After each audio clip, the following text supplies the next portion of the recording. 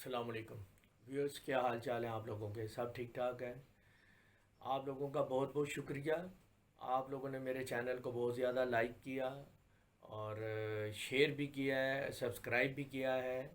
آپ لوگوں کا بہت شکریہ، اور جن دوستوں نے مجھے فون کر کے مجھ سے پوچھا بھی ہے ان لوگوں کا بھی بے حد میں مشکور ہوں۔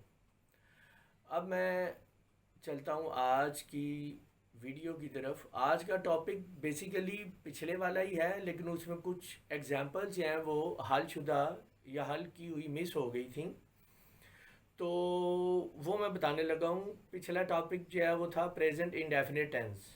اس کا میں ایک چھوٹا سا ریویو آپ کو دے دیتا ہوں کہ وہ کیا تھا، اور اس کے بعد اس کی ایگزامپل جو ہے وہ آج میں آپ کو بتاؤں گا کہ ایگزامپلس کو ٹرانسلیشن کو کیسے کیا جاتا ہے۔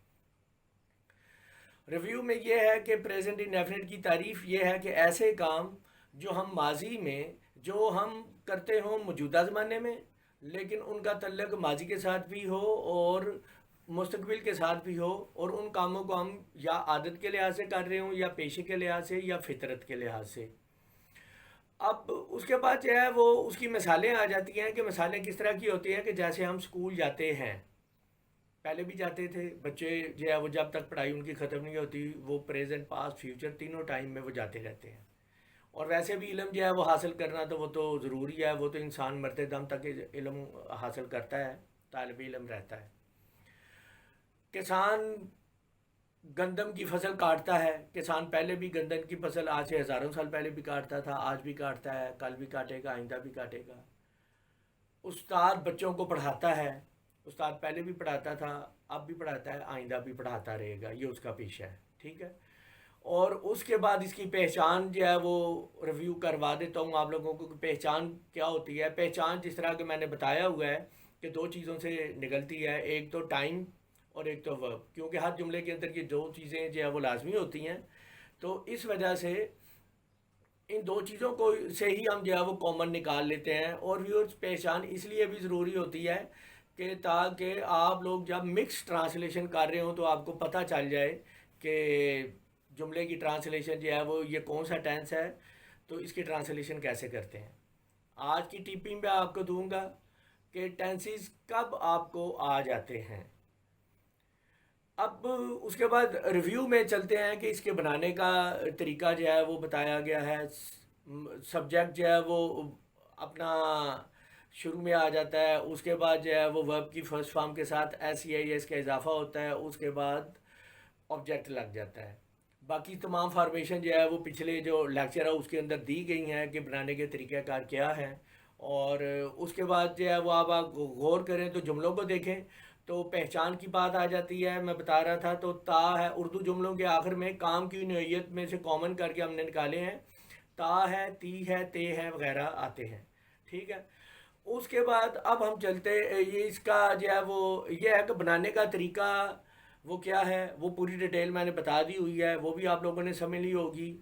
تو اب ہم چلتے ہیں اس کی ایگزامپل کی طرف۔ تو سب سے پہلے مثبت جملوں کی ٹرانسلیشن آپ کو بتاتے ہیں کہ کیسے کرتے ہیں۔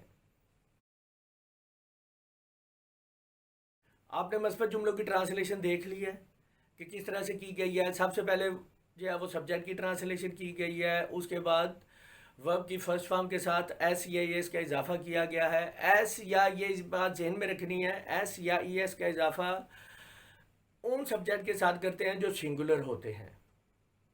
اور ایس یا ایس کا رول بھی میں نے بتا دیا ہے کہ اگر کسی ورب کے آخر میں O, X, C S, C H, S H یا ایس یہ آ جائیں، جیسے گو ہے، اینڈ کے اوپر گو ہے، کیچ ہے، اینڈ کے اوپر سی ایچ ہے، ٹھیک ہے، فنش ہے، اینڈ کے اوپر ایس ایچ ہے، تو اور اضافہ کرنا ہے، لگانا ہے، ایس لگانا ہے، ڈیسائیڈ کرنا ہے کہ ایس لگے گا یا ای ایس، تو ان جملوں کے ساتھ ای ایس کا اضافہ ہوگا۔ باقی جتنے بھی ورب ہیں ان سب کے ساتھ صرف ایس کا اضافہ ہوگا اگر کرنا ہے تو۔ مثال کے طور پر پلے ہے تو اینڈ کے اوپر وائی آ گیا ہے تو خالی اگر ایس لگانا ہے تو خالی ایس کا اضافہ کیا جائے گا۔ باقی جتنے بھی پلورل ورب ہیں یا پھر آئی، ان سمیت سبھی کے ساتھ ای ایس کا یا ایس کا اضافہ نہیں کیا جاتا، ٹھیک ہے۔ تو آپ لوگوں نے ان جملوں کو غور سے دیکھ لیا ہے. ان جملوں کی ٹرانسلیشن ان جیسے ملتے جلتے چھوٹے چھوٹے جملے خود بھی بنائیں اور ان کی ٹرانسلیشن کریں، پریکٹس کریں. اب میں آپ کو بتاتا ہوں منفی جملے کیسے بنائے جاتے ہیں. آپ نے دیکھ لیا ہے کہ منفی جملوں کی فارمیشن کس طرح کی ہے، انتہائی سمپل ہے. تو اس کے اندر ہیلپنگ ورب استعمال ہوا ہے، ڈو اور ڈز. اب آپ نے غور کرنا ہے کہ ہم نے ان جملوں میں ایس یا اس کا اضافے کو ختم کر دیا ہے. اس کی ریزن کیا ہے کہ ہم نے اضافہ ختم نہیں کیا ہے. وہ رول اپنی جگہ پہ قائم ہے. وہ کہاں پہ قائم ہے؟ ڈز لگا کے. اور ڈز کس کے ساتھ لگے گا؟ ڈز انہی ورب کے ساتھ لگے گا، سبجیکٹ کے ساتھ لگے گا جن کے ساتھ ایس یا ایس کا اضافہ کیا گیا ہے، یعنی سنگولر سبجیکٹ کے ساتھ ڈز لگے گا.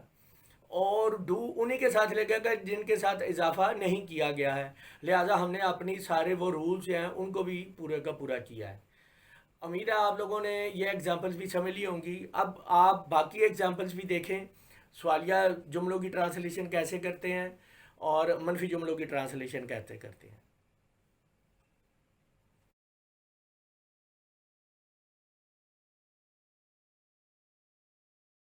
اب آپ نے دیکھ لیا ہوگا کہ سوالیہ جملے کی ٹرانسلیشن کرتے وقت بھی تمام رولز وہی ہیں. صرف کیا ہوا ہے کہ ہیلپنگ ورب کو ہم نے باہر لکھ دیا ہے. اگر سوالیہ جملے کے اندر کیوں، کب، کیسے، کہاں وغیرہ کا استعمال آ گیا ہے تو ان کی ٹرانسلیشن سب سے پہلے ہم نے کر دی ہے. واٹ ہے، وین ہے، ویئر ہے. تو اس طرح کے جتنے بھی الفاظ ہیں ان سب کی ہم نے ٹرانسلیشن سب سے پہلے کرنی ہے. پھر ہیلپنگ ورب لگ رہا ہے اور اس کے بعد سبجیکٹ لگ رہا ہے اور اس کے بعد ورب کی فرسٹ فارم اور آبجیکٹ کی ٹرانسلیشن کر کے کویسچن مارک کر کے سینٹینس کمپلیٹ کر دیا ہے.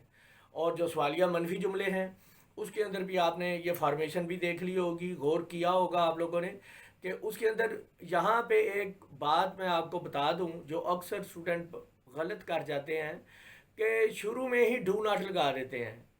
شروع میں ڈو ناٹ نہیں لگانا بھائی. آپ نے ڈو سب سے پہلے لگانا ہے یا ڈبلیو ایچ پہلے لگا کے پھر ڈو یا ڈز لگانا ہے. اور نوٹ ہمیشہ سبجیکٹ کے بعد آیا کرے گا. ٹھیک ہے. ہیلپنگ ورب کو صرف باہر لے کے جاتے ہیں اور سبجیکٹ کے بعد اگر جملہ سوالیہ منفی ہے تو سبجیکٹ کے بعد نوٹ کا استعمال کیا جاتا ہے. ٹھیک ہے. مجھے امید ہے کہ آپ کو سارا یہ ایگزامپل ساری سمجھ میں آ گئی ہوں گی. اب میں آپ کو بتاتا ہوں، ٹپ دیتا ہوں کہ آپ کو کیسے پتہ چلے گا کہ آپ کو ٹینسز آ گئے ہیں. یہ آپ کا کوئی بھی کسی بھی گرامر کی بک میں آپ کو نہیں ملے گی یہ ٹپ. کوئی بھی ٹیچر آپ کو نہیں بتائے گا کہ یہ آپ کو کیسے محسوس ہوگا کہ آپ کو ٹینسز آ گئے ہیں. اس کا ایک انتہائی سمپل میتھڈ ہے. وہ یہ ہے، آپ سن کے سب سے پہلے تو پریشان ہو جائیں گے. وہ یہ ہے کہ جب آپ کو ٹینسز بھول جائیں گے، وہ یہ ٹپ ہے. اب آپ پریشان ہو جائیں گے کہ ٹینسز بندہ بھول گیا تو پھر ٹینسز آ کیسے گئے. ارے بھائی، جب آپ کوئی بھی پیراگراف رائٹنگ کر رہے ہیں، جب آپ لکھ رہے ہیں اور آپ کے دماغ کے اندر ٹینسز نہیں آ رہے، آپ ٹرانسلیشن نہیں کر رہے ہیں، فلوئنسی میں آپ لکھ رہے ہیں، آپ یہ نہیں سوچ رہے کہ یہ اب میں نے یہ ایکٹیو وائس کا جملہ لکھنا ہے یا پیسیو وائس کا لکھنا ہے، لیکن آپ فلوئنسی میں لکھ رہے ہیں اور کریکٹ گرامیٹیکلی کریکٹ لکھ رہے ہیں، تو یہ وہ سٹیج ہوتی ہے جس میں کہ آپ سمجھتے ہیں کہ اب آپ کو ٹینسز آ گئے ہیں کمپلیٹ. ٹینسز کی بات کرتے ہیں تو وہ صرف ایکٹیو وائز پیسیو وائز ہی نہیں ہوتے، اس کے اندر پارٹس آف اسپیچ بھی ہوتے ہیں، ڈائریکٹ انڈائریکٹ بھی ہوتے ہیں، پنکچویشنز بھی آتی ہیں، اس میں سب کچھ ہوتا ہے. ٹھیک ہے. تو جب آپ یہ ساری چیزیں سیکھ جائیں گے تو انشاءاللہ پھر آپ کو پتہ چلے گا کہ ہاں جی اب میں یہ باتیں بھول چکا ہوں. ٹینسز آپ کو یاد نہیں آئیں گے جب آپ جو ہے وہ کنٹینیوس پیسیج کو کر رہے ہوں گے. تو یہ تھی آج کی ٹپ. امید کرتا ہوں کہ آپ کو سمجھ آئی ہوگی. اور اب میں آپ لوگوں سے اجازت چاہوں گا. اپنا خیال رکھیے گا، مجھے دعاؤں میں یاد رکھیے گا. اور تمام دوستوں سے گزارش ہے کہ جنہوں نے سبسکرائب چینل کو نہیں کیا وہ اس کو سبسکرائب بھی کر لیں. آپ لوگوں کا بہت شکریہ. اللہ حافظ. السلام علیکم.